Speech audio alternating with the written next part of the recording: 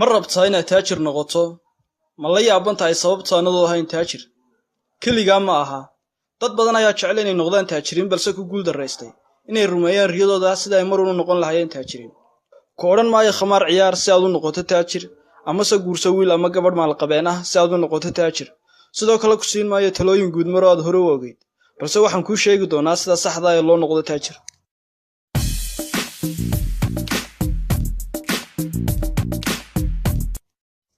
halkan waxaan kugu soo bandhigi doonaa 7 talaabo oo haddii aad samayso aad si heer sare u kordhin doonto fursadaha aad ku noqonayso taajir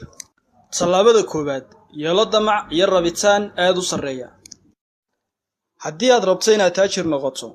waa inaad yeelataa damac iyo rabitaan aad u sareeya aad ku noqoto taajir si aad u ogaato inaad leedahay rabitaan iyo damac aad u sareeya weydii su'aalaha naftaada sawir cad oo maskaxda ama ka haysataa guriga iyo gaariga aad iibsan doonto mustaqbalka iyo nolosha aad ku noolaan doonto haddii alla kugu simo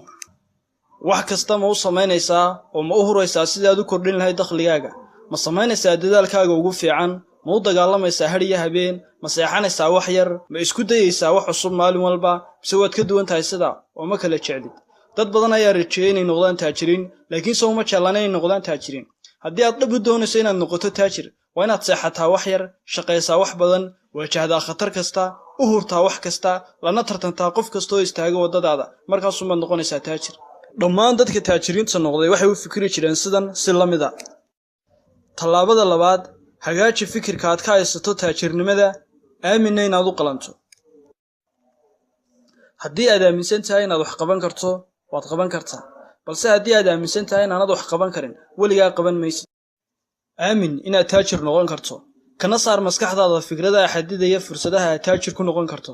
sida lacagtu waa shar nasiibu ma lihi lacagta ama ma hayo lacag igu fulan aan ku bilaabo ganacsi fikradahani ma aha oo kaliya qaar hoos kuu dhigaya balse waxay kuu diidayaan inaad wax isku day ah samayso taasoo kuu horseedaysa inaana taajir noqon haddaba si aad u noqoto taajir ka saar maskaxdaada fikradaha taagta daran ee curyaaminaya hadafkaaga kaana hor istaagaya inaad taajir noqoto tallaabada saddexaad bilow ganacsi aad leedahay bilaabidda ganacsi aad leedahay waa waddada ugu dhaqsaha badan ee lagu noqdo taajir weligaa taajir ku noqon maysid haddii aad qof u shaqayso ku dhiiro kuna fikir inaad samaysato ganacsi aad leedahay si aad u gaadho hadafkaaga inaad mar uun taajir noqoto tallaabada afraad dhigaal ka samee lacagtaada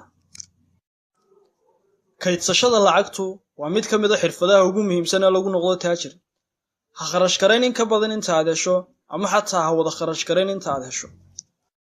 haddii aad dhigato 20% lacagta ku soo gasha aanad ku wado maalin walba maalin maalmaha ka mid a waxaad noqon doontaa taajir tallaabada shanaad maalgashi samee sirta lagu noqdo taajir waa maalgashi waxaa la yidhaahdaa markaad wax ku bixiso $1 oo aad dib uga hesho $1,200 dadka qaar ayaa lacag dhigashada si qaldan u fahma oo joojiyay inay lacagtooda meelba ku bixiyaan isla markaana aan samayn wax maalgashiya maalgashigu waa habka kaliya aad ku kordhin karto lacagtaada dhigaalku wuxuu iskugu ka darayaa oo kaliya lacagtii aad heshay balse maalgashigu waa habka kaliya aad ku kordhin karto lacagtaada ha ka celin naftaada inaad lacag ku bixiso meel aad ogtahay inay lacagtaasi faa'iido kuu soo saari doonto mustaqbalka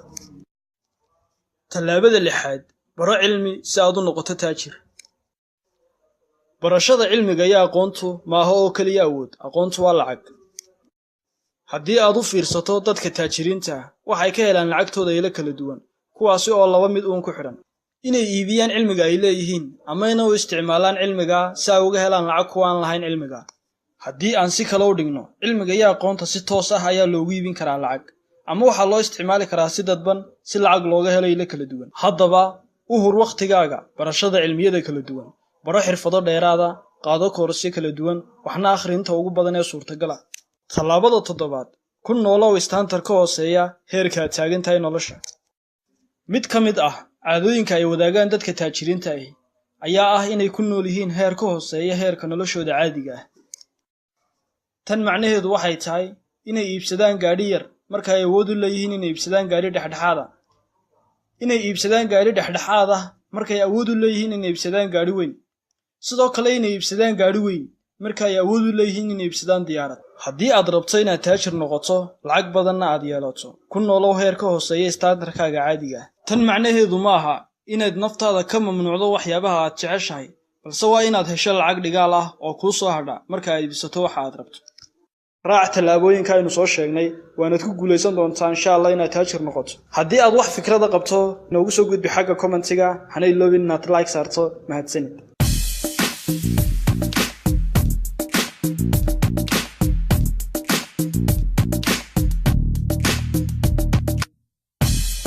channelkan wax ka baro waa channel aan hubo inaad wax badan ka kororsan doonto. haddii aad nagu cusub tahay fadlan subscribe. mahadsanid.